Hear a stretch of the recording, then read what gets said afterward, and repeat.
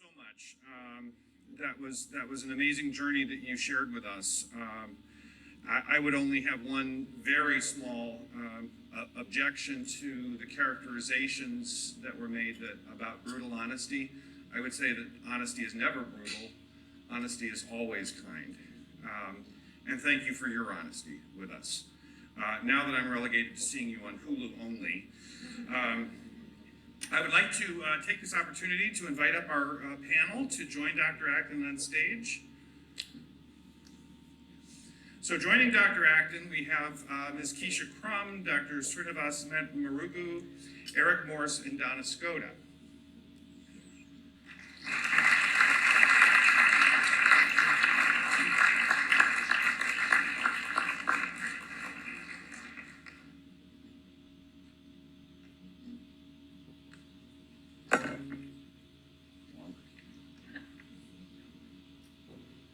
So just as a brief introduction, let me introduce Ms. Keisha Krumm, is the Executive Director and Lead Organizer for Greater Cleveland Congregations, which is a nonpartisan community power organization that gives voice and action to social justice issues in Cuyahoga County.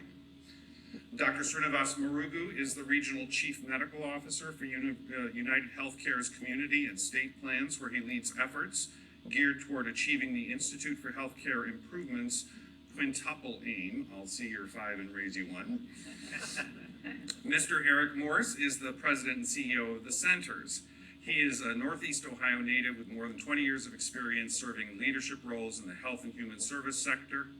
And Ms. Donna Skoda, our good friend, has served as the Health Commissioner of Summit County Public Health since July of 2015, where she is responsible for the overall management of the health district, including assessment and epidemiology data and information systems and general strategic planning for the health district.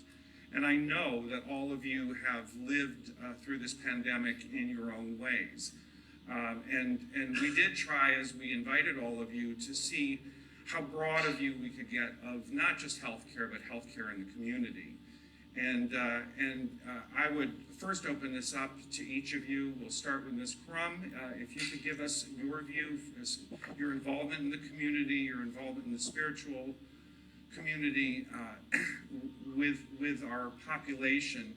I'd love to hear from you what the experience was, how this related to the health measures that you saw around you. Please. Good morning, everyone. Thank you for that great introduction, and Dr. Acton, thank you for your spirit and your courage. So the Greater Cleveland Congregation, as you heard, is a community-based power organization that's primarily made up of congregations. So we have about 36 congregations that are Jewish, Christian, and then others, we have health institutions that have joined that are really committed to looking at the greater good of our community and how do we, in those moments when we know there's things we should do, and everybody knows that it could be done, but there's not the political will to make it happen, how do we garner ourselves and the power to really push to make those things happen? So in this moment that we were all in, that Dr. Acton laid out in 2020, in the African American community in particular, the death toll was very high, and a lot of our clergy were doing funerals and trying to really figure out, like, how do you bury somebody in a pandemic? When the body died, it was still dangerous, right? The virus didn't go away. And then you had George Floyd on top of that, and I remember we had a conversation of just talking to each other, how are you doing? And people were so just distraught. But they were also like, we got to do something in this moment. And we were hearing about people getting testing. And the people that were able to get testing were millionaires and billionaires. They were not people in our community. And we had people that had to go to work. And so that was really the beginning for us, is like, where's the equity in this moment? And what's the push that we have to make to get testing in our community? And met with County Board of Health and, was receptive. And Metro Health was a great partner in actually doing community testing in 17 African-American churches in the community. And that's where we started. But there was another piece to that the big pharmacies who were offering testing were not offering testing in our communities. It was in the excerpt, so that if a person had to go to work and needed testing, taking a bus to get to a place that was 2 hours away is not possible. And so we really called out the medical redlining that was happening in the big pharmacies to say, like, look, we need testing in our community. You can drive down the street past 3 or 4 Walgreens, Rite Aids, and CVS's in the central city of Cleveland, but you couldn't find a place to go get testing. So that was really our first push for equity to get testing in our neighborhoods. So I'll stop there. I have a lot more to say, but. You do, and I'm still shaking from hearing the term medical redlining. I know that our involvement through Better Health Partnership actually found that a source to reach the community was through the spiritual community and through your organization in particular. So thank you for that. Thank you for providing a doorway for the healthcare systems to reach out, because there were barriers on both sides. But thank you. Donna, I would love to hear from you. If you'd be so kind as to share your experience. I know that it's particularly in Summit County, one of the aspects that was particularly strong was the involvement of the schools. Any other reactions that you have? Okay, great. Good morning. It's an honor to be here. Thank you for having me. I appreciate it. Dr. Acton, I have to tell you thank you on behalf of every local health department. We do appreciate you. For a short-lived, we were all sad, but we were glad you were there when you were there, so thank you. Yes. Yeah, it was an interesting time. I have to say that when you're in a local health department, and it's very different across the state, local health departments are very different, but we all do the same things. And when you get hit with a pandemic, you're like, okay, we planned for this, but we went through H1N1, we've been through Ebola, we've been through any number of issues. But the problem, I think, was from the community's perspective to some extent, was nobody really understood public health very well. They knew the words. But then when they found out what we did, they didn't really like us so much. And I say that honestly, particularly contact tracing, I might say. But I have to tell you, that is an age-old strategy that we used. We're using it right now, I'm sure, back at the health department. We are tracking down people who have diseases that we don't want spread. But it became a profession instead of an activity that was done with much integrity. And so that sort of set the stage, I think, for us early on, this response. You mentioned the schools. The schools as found themselves in situations that they never thought they would be in.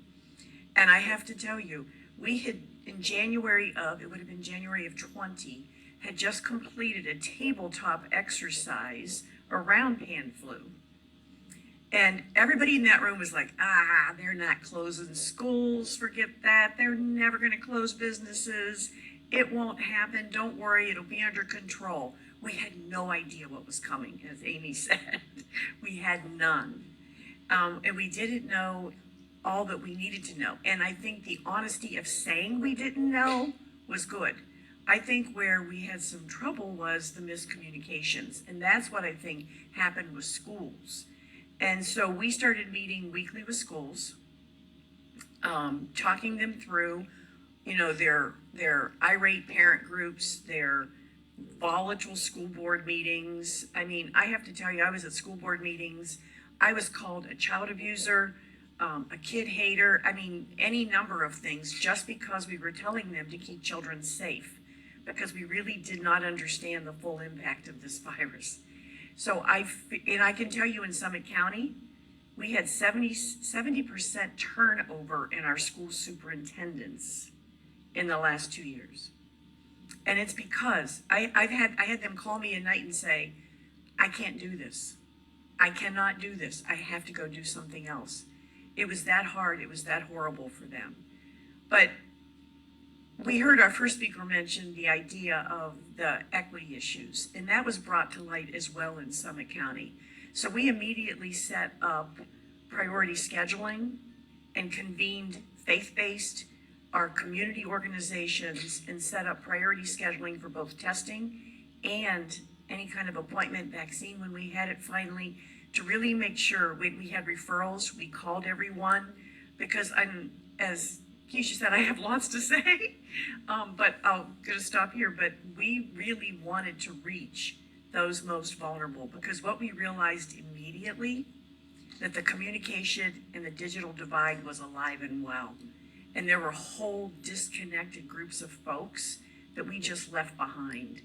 And they had no way to connect for testing, for vaccine, for anything. So I'll stop there and we'll keep going on. Thank you so much.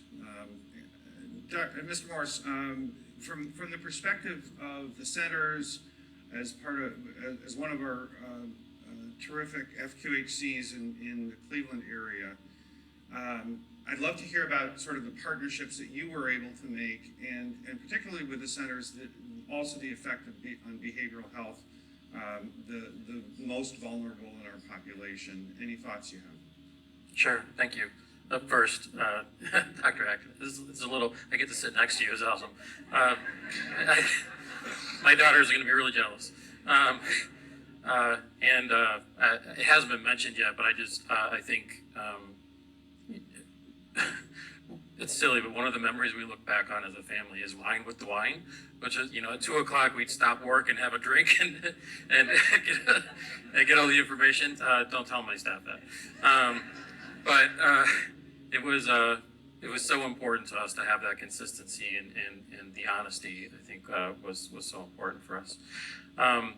So the federally qualified health centers in Cleveland, the 5 of us, I think before the pandemic had a pretty loose affiliation. I think in healthcare there's been this false competition, territory stuff that I think has existed.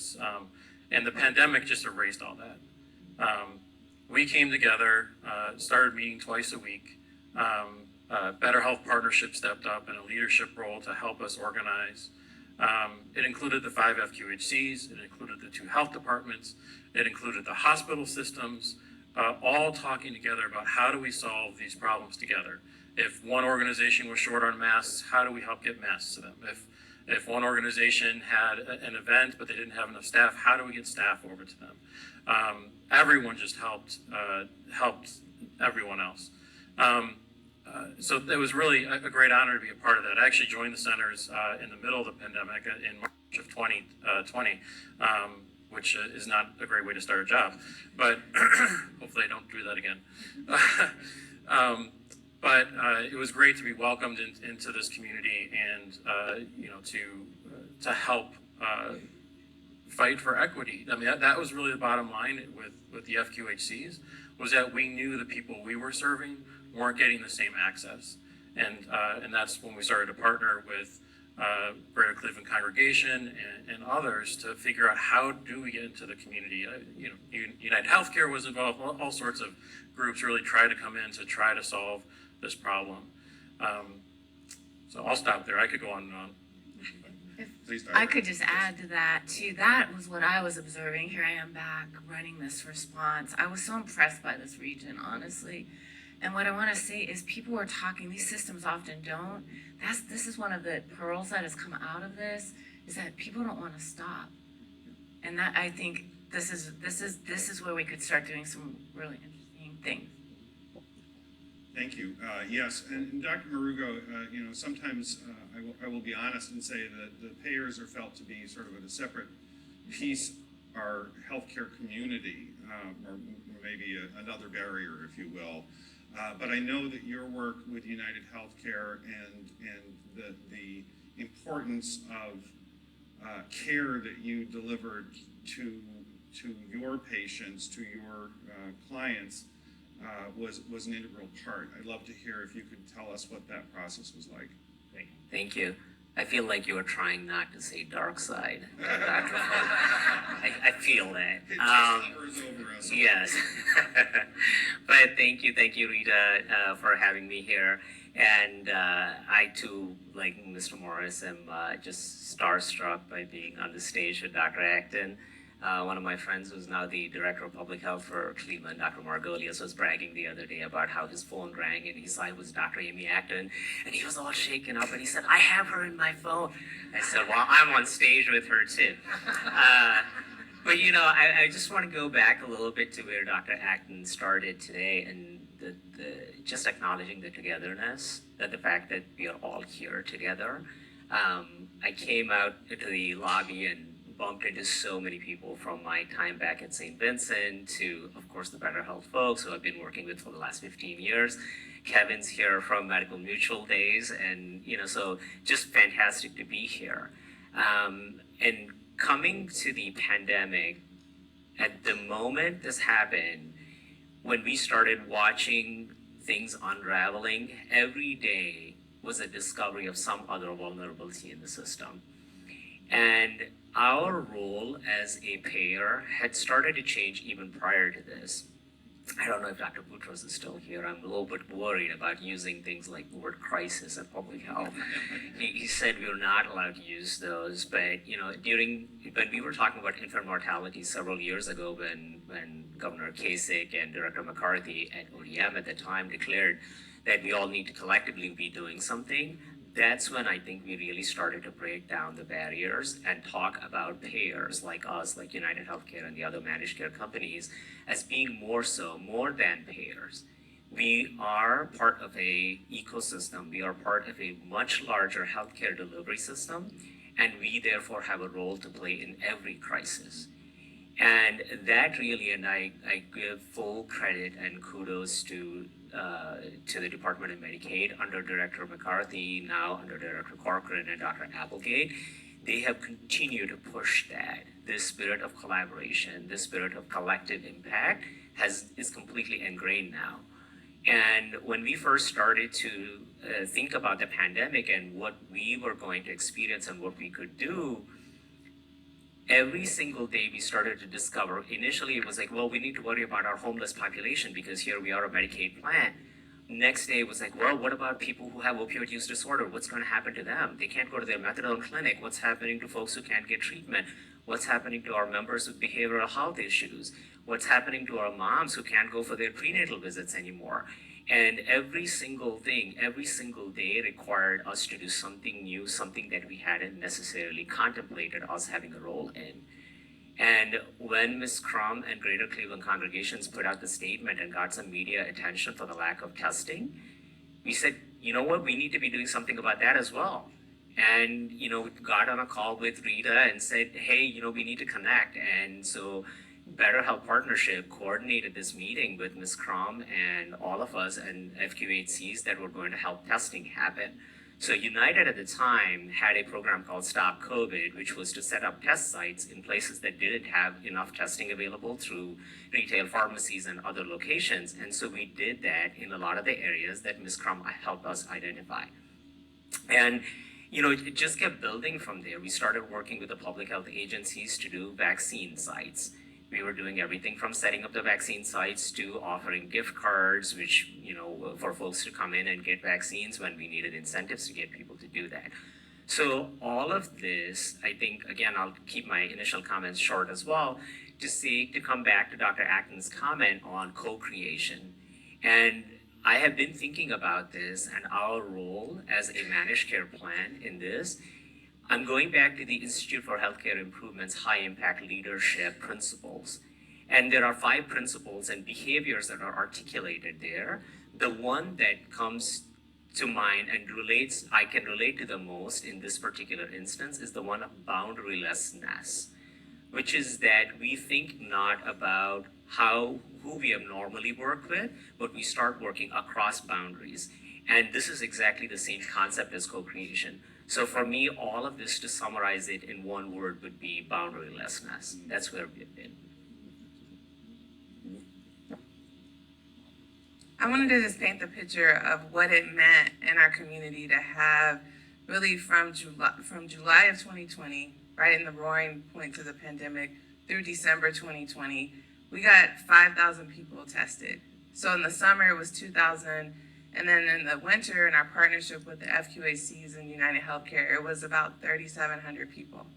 And we provided everyday testing for a week in 3 sites in the city: Lee Harvard, Glenville, and Slavic Village. And so people were able to come to get a test to figure out if they had COVID every day for months. And that just made a huge difference for people to be able to go to work, to feel like they were safe with their families, and in our communities where people could not get testing. And there was low barriers. And so just this sense of really being co-creators, that we as GCC couldn't have done it by ourselves. We couldn't have done it without the FQACs and without UnitedHealthcare. And that really set the stage for us to move into vaccinations. So I'll stop there. That was wonderful. No, thank you, and thanks for pulling all that together, because I will easily credit our Kirsten and Chris Mundorf from Better Health Partnership for serving as that hub. But really, what happened was the collaboration of the groups. I hear so much about communication, about sharing efforts. In the language of healthcare, a lot of the times the words we use are data. We share data, or we don't share data. And in my involvement with Better Health Partnership, a lot of the times it's been struggling with hospital systems to share data so that we can get a larger view. Dr. Acton, I turn it back to you if you have thoughts about where that puts us in terms of opportunity and continued barriers. Well, as I said, I think Dr. Winslow gave my definition of public health. I started out in traditional medicine, pediatrics, ended up in the Bronx in 1990, leaving, this area, and half of the kids were going to be dead in my practice from contracting AIDS in utero. And that was, even though I'd had a really rough childhood, I had not seen it on the scale of despair I was seeing at that time. And it overwhelmed me. I've since been around the world and been in places like post-genocide Rwanda, where the infant mortality was lower than it was a block from my house. And so all of this led me to feel like I just want to get out ahead of this. Just what Dr. Boutros was saying about gun violence, and what I loved what he said was that he was thinking about people on both sides of it, the person doing the crime as well, and what happened to them. And so this work is cross systems. We've always known that, cross silos. Public health is about creating the community conditions in which all of us can flourish. And then when a person has a vital life, again, in my childhood, kids who, I got moved to a new zip code. I basically had a rough childhood. It got so bad, I got removed, plunked in a new school. The kids that were just as smart, just as nice, just as bright, had completely different trajectories, because the odds just get so stacked up against you. So for those of us who do what Dr. Boutros said, and enough good people do enough good things, and for me it was libraries and reading books and knowing life could be different, and kindness of some strangers, and nature was also a place I could escape to. For the luck of so much, I'm here today, and it's our responsibility to work across these systems and not look the other way and figure out how to get these barriers down. They're getting in all our way, and we can do so much better. We can raise this bar higher. Thank you for that. Donna? I would like to add that I think the whole idea of boundaries, and I love that it was mentioned several times, I think the pandemic did really open our eyes, and I feel now we're at a really critical point, because we could all retreat back to our agencies, because we're all trying to put the pieces back together again. We're all trying to reboot, recalculate, and redirect, and it's just a thing we shouldn't do. We should maintain these partnerships and friendships, and we had a good relationship with our districts. And for those of you who don't know Summit County well, it's a very collaborative community. You don't have to look far, and you can call somebody on the phone and just ask them, and they'll do it for you. And although there are politics, there is also a lot of collaboration, and it's not nearly as bad as other places. And so we had that advantage, and I don't think now we should go back. We should not forget that we are still going to go and work with all the faith-based leaders, that we're still going to have close relationships with the FQHCs, the school districts, and really try to make sure that stays cross-cutting. Because it would be very easy right now to go back and just say, oh my goodness, I gotta put this place back together again.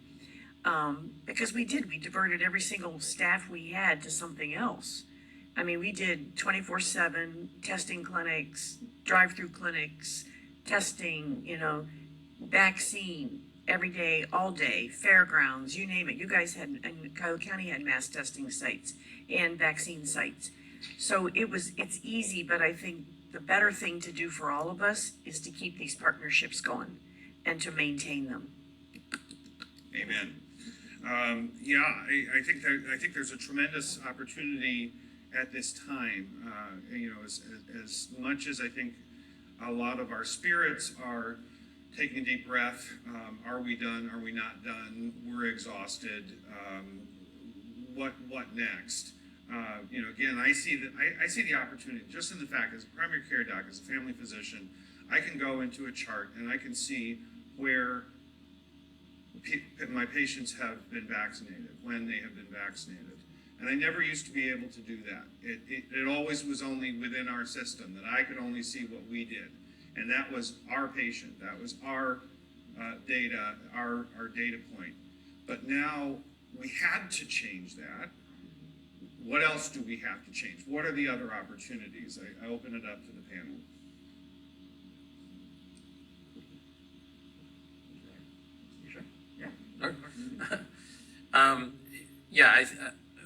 For us, and I think for the other FQHCs, it's about keeping racism as a public health crisis at the forefront.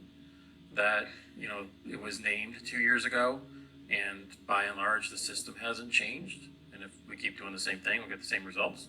So we're really looking at how can we work differently to really impact that, and I believe it is a crisis.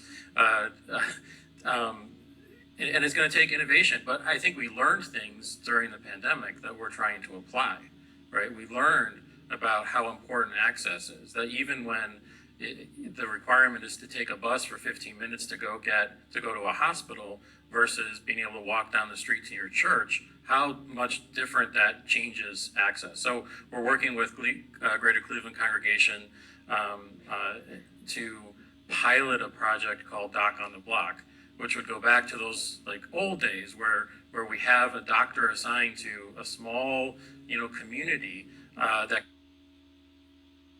really provide that care as people need it and build the relationships, which are really, that's what we learned was most important, is the relationships and the trust. Thank you. I still, in my basement, I have my dad's little black bag, yes. So it sounds like it might be time to bring it out again. Yeah. I'll say maybe a couple of things that I think we ought not to change. And, you alluded to the fact that we now have immunization records available. You said that quickly, but the amount of effort it took to make that immunization data just on the registry available to everyone was monumental. It had to go to the governor's office multiple times. We were involved in those conversations over and over again. It just boggles the mind that such useful, valuable public health data wasn't already being shared widely, and it took so much, and it took a crisis of this proportion to get that out there. And I still see an opportunity for us to share data more openly, and for those of you who are Lord of the Rings sort of fans, I think, I used to equate healthcare entities, and I include everyone from providers to payers to everyone else who's involved in it. We're kind of like the dragons in the Lord of the Rings mythology, in that we sit on these piles of gold and guard them jealously, but we have no use for them. A dragon doesn't wear any gold. But, it's kind of like that, and we need to give up that notion that this data is somehow ours, and we need to protect it and guard it at all costs. So that's one thing. The second is, I think this separation of health and human services and the policy, again, to use one word that Dr. Boutros didn't want us to use today, is that, policy has separated health and human services spending in the United States, and that's been a problem. Here we are talking about social drivers of health, but, if you're not able to commingle the funding sources for that, if you are unable to use one service, if they go in here, you see a patient, Dr. Ford, and they tell you, I have in a variety of ways, they're telling you that they have food and nutrition insecurity, but you're not in a position to do anything about it, nor am I as a payer able to do anything about it, but yet we're going to talk about it as a driver. So I think that policy shift has started to occur, and I certainly hope that that momentum will continue.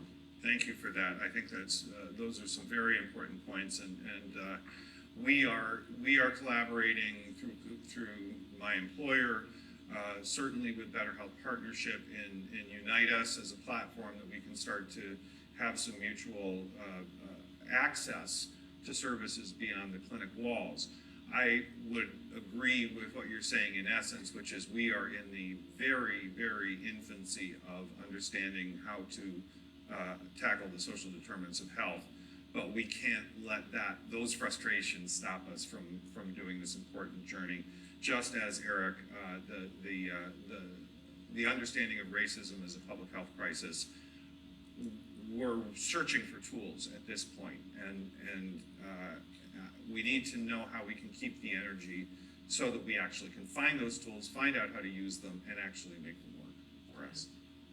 I think from our perspective, one of the things that we learned is that we have to not be afraid to really push ourselves to think about those things that might create a cringe factor. So for example, with our partnership with the centers, we created a campaign that we call Dollars for Doses. And the focus of that campaign is, as you know, we had gotten lots of people vaccinated through the mass vaccinations.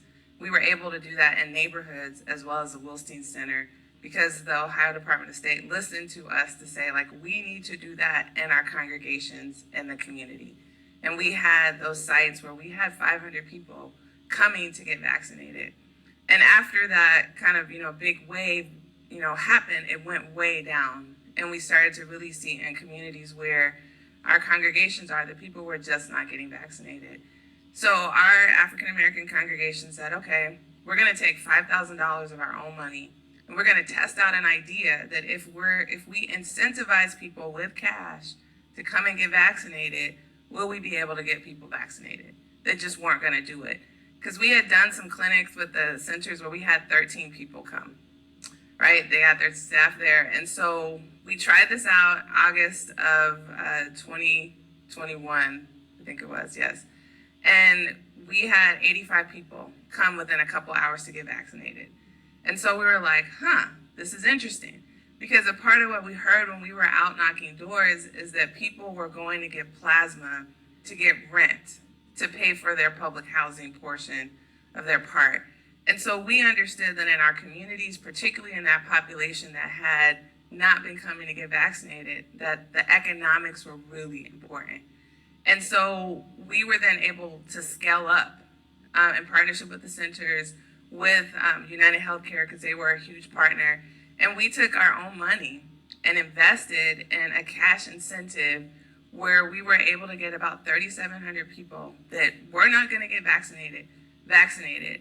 And we heard people come and say that, I was like, why did you decide to come today? Because the vaccine's been out here. It's proven that it's not going to kill you or turn you into a zombie, or, there's not a chip that's like the mark of the beast, right? And they were like, I need gas money.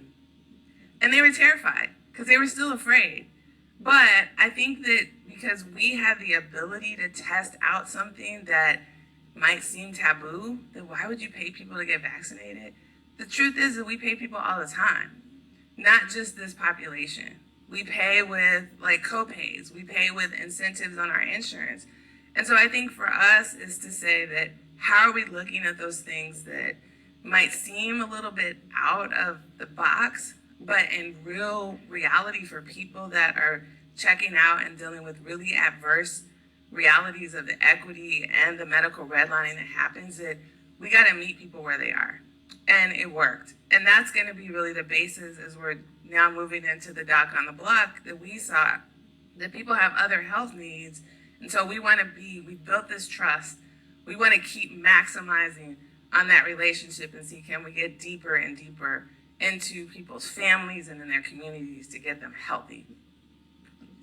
Thank you. Yeah, Donna. I just wanted to add, and just speak a moment for about 5 or 6 years ago, we went on the Epic healthcare system at the health district. And people were like, what the heck are you spending that money for? Because, why? Well, I can tell you, all of our hospitals in Summit County are on Epic. And we have customers, we have clients that come to us, and we needed a way to connect. And I can tell you right now, implementing UnitedHealthcare or any of these things for the social service side to it is a whole heck of a lot easier if everybody's on the same dang system. And I know Epic's like, the king, okay? We already used the word dark side. Yeah, okay, yeah. I know, I wasn't gonna go there, but Epic's king, and I know we are, but I've been pushing locally, and I've been in contact with our hospitals. We received it from a hospital system. We were too small for Epic to even look at us. We were just like kind of shunned. But we did get it through Children's Hospital in Akron, so we share their platform and we do pay. And that's fine because it gives us connection. And I can tell you, it saved our tails during COVID because there were a lot of times our medical director had to look up records and people and things and places to try to deliver good care to folks, regardless of who they were. And so I can't speak enough to that importance of that connectedness. I just wanted to emphasize that word around the boundary of this, and connection is what I've walked away. First of all, I just thank you for all that you have done. I wish we would do a StoryCorps in this state where we just capture, I'm going to talk to the History Connection about this.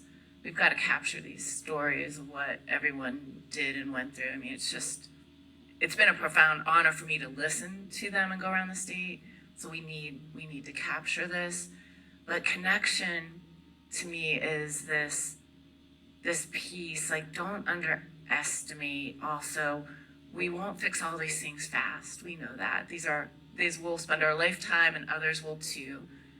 But the relationships are the healing and the connections and the witnessing and the being with.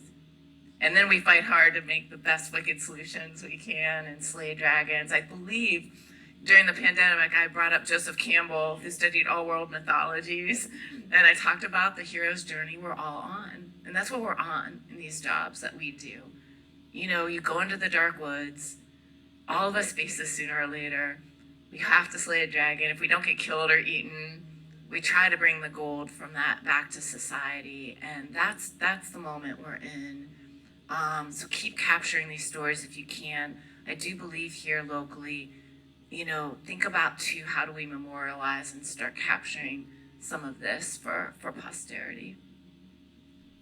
And that brings up a terrific question about, clearly we have to ask the questions of what's next.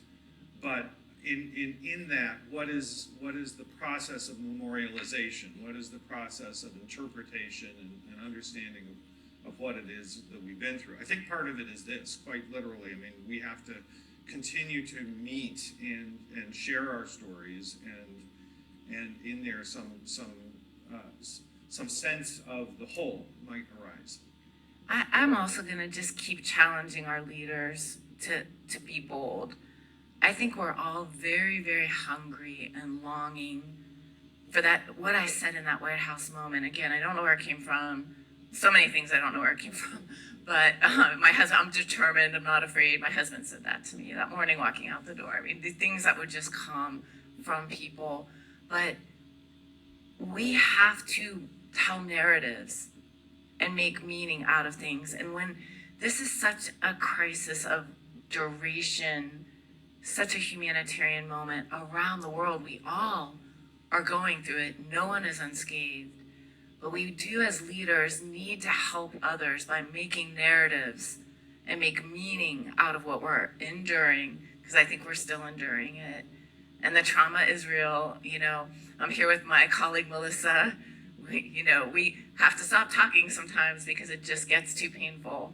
about some of the things we went through during this.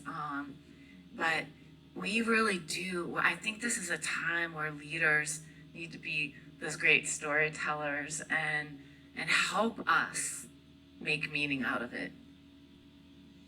Which isn't, by the way, all doctors and nurses.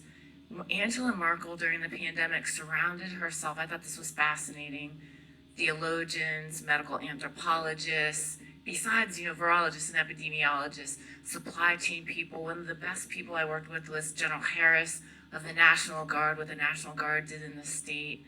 Amazing. Businesses, supply chain experts.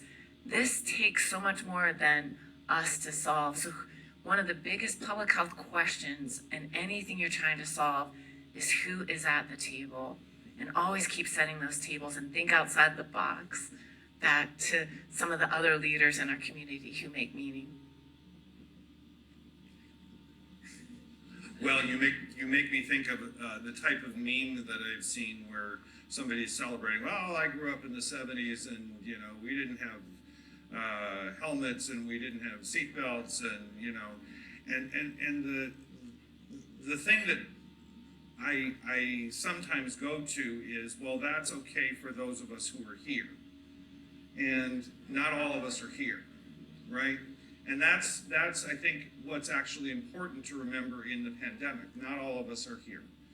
And as we go forward, whether it's because we remember that or because it's in honor of that or because we're afraid of that, there has to be some motivation and some actual acknowledgement of that. I think is an important thing for us to do as a country, as a society, as a community. We have to, without holding ourselves back in despair and grief, learn to move forward with acknowledgement. And I think that really is what we're doing here. We have a few minutes left, and maybe we can pass the mic down to the end and just ask everybody to give us a minute or two of thoughts about what next steps might look like. Sure, thank you. I think my concern, worry, I guess, and I'm speaking personally at this point, is that not dissimilar to how we are as individuals. In a moment of crisis, we come to all kinds of realizations, but when the crisis is past, we tend to just fall back to what's familiar and what's comfortable, and so we return to that past stage. So I hope that doesn't happen to us again when we are past this a year out from now, let's say.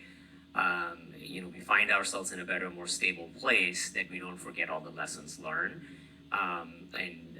Really, I'll just go back to the original principle, which I think I found most insightful, meaningful for me, is that of boundarylessness. We have to stop seeing each other, and Mr. Morse brought this up earlier too, about, weirdly we've been competitors in healthcare, and I really think it would be great if we could put that behind us and we continue to explore all the opportunities for partnership.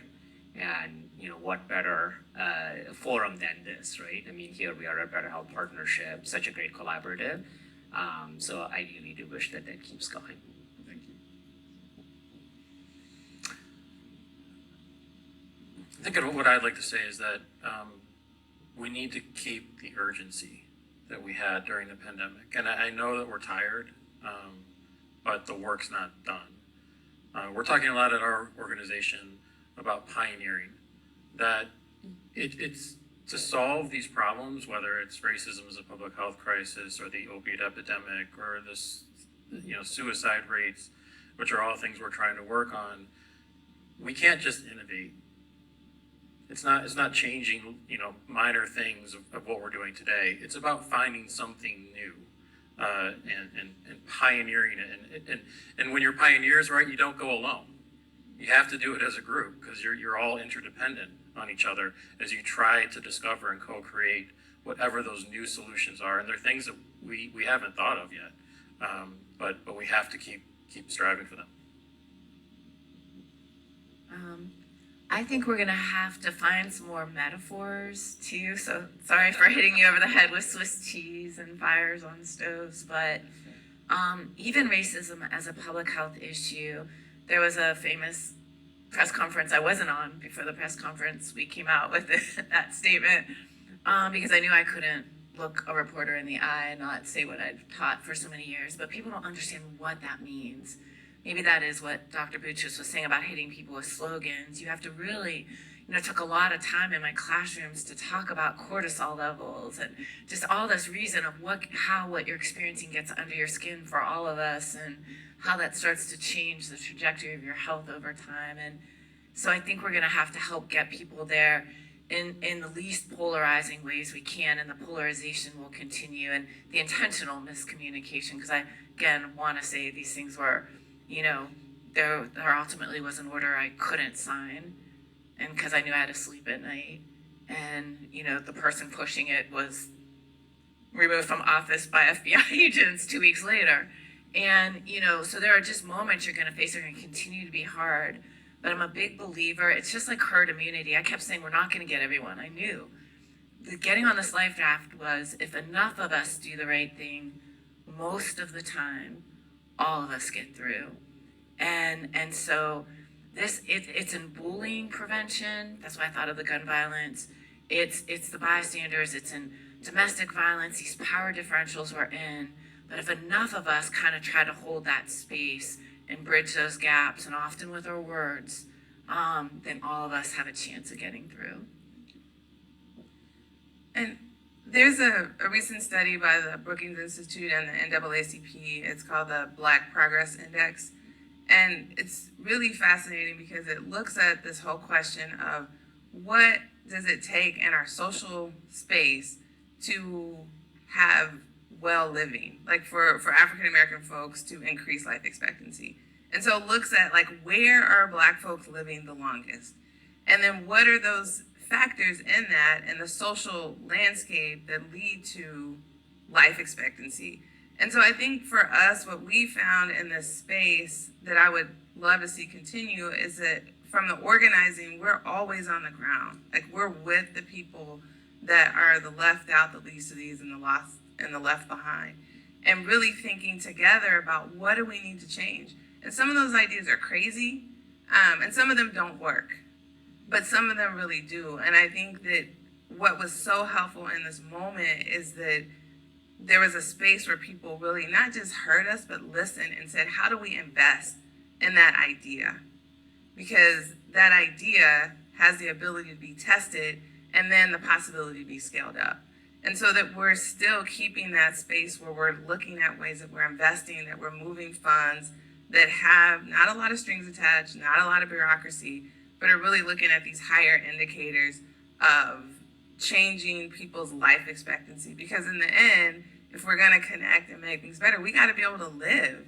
And we gotta be able to have the presence in the space to be able to connect with each other.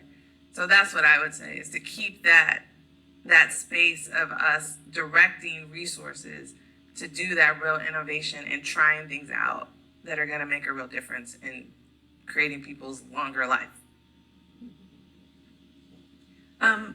It's been quite a long 30 months. And so when I think about going forward and lessons learned and where I think what's next, it really is, as Amy said, the healing, continuing to allow folks to heal. But I really think that we need to push a lot in these new partnerships and I think we need to really emphasize that everybody wants the same thing.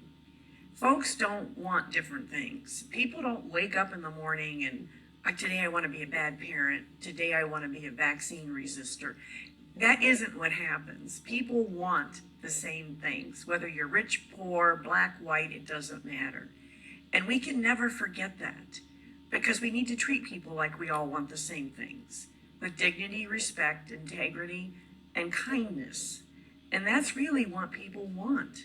And if you tell people why you're asking them to do something, if you ask them something, they'll usually come along with you. But you have to do that effort up front and build that trust. So I hope when we do these partnerships and these new systems and we look, that we do it in an inclusive way and we never, ever, ever forget that everybody wants the same things. Everybody wants to raise their kids, everybody wants to have food, People don't want, that's really what people want. And all I'm can sum it up with is that health and wellness is not a zero-sum game. We can all thrive and survive. Thank you so much to our panel. Keisha Krumm, Eric Morse, Donna Skoda, Srinivas, Merugu. Please give them a warm round of applause.